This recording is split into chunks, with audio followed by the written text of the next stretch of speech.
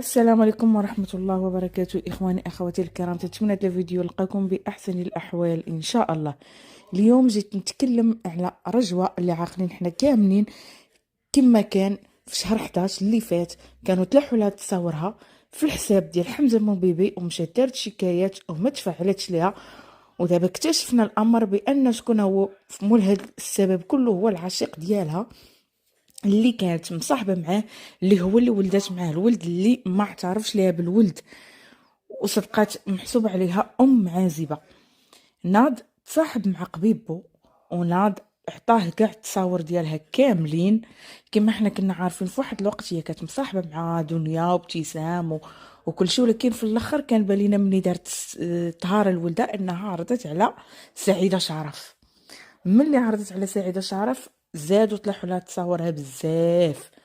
ناض داك الحساب عاوتاني لاح لها تصاورها ما نعاودش لكم كي دايرين، ومشات قال لك لجأت للسلطات وما داروا معاه حتى شي حاجه. مشاو للحفظ والحساب باقي تيكتب وتيقول اللي في خيلك ركب بيه، ومازال غيحط لها تصاورها، ومازال قال لك كاينين اوديوات اخرين، ومازال هذاك الشيء كثير.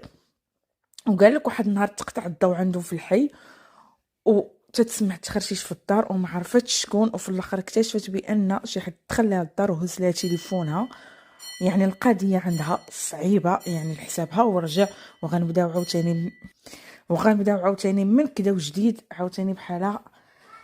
الحساب معمرو ما تحيد بان الحساب راه باقي، واخا تنشوفوا انهم راهم خدوا العقوبات ديالهم ودخلوا للحبس، ولكن راه باقين وباقي ان شاء الله تيبان لي زايد لقدام.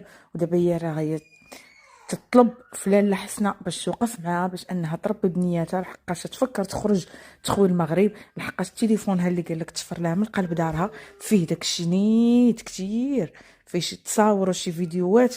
الله يحضر السلامه مهدينها باش يلوحوهم في هاد اليومين هادو غيتلاحوا. واش غنقول لكم الصراحه، الحساب هذا ما نقولش لكم الصراحه خرج على بزاف ديال الامه، ومازال بالي غيخرج بزاف. باقي هادشي، باقي الفيلم طويل، باقي مسائل. المهم اخوتي كما قلت لكم فما غادي يكون شي جديد غادي نحطوه. ومهم راه الحساب رجع من جديد. تلاقاو في فيديو اخر ان شاء الله. ما تنساوناش بواحد اللايك والجيم. دمتم في رعايه الله.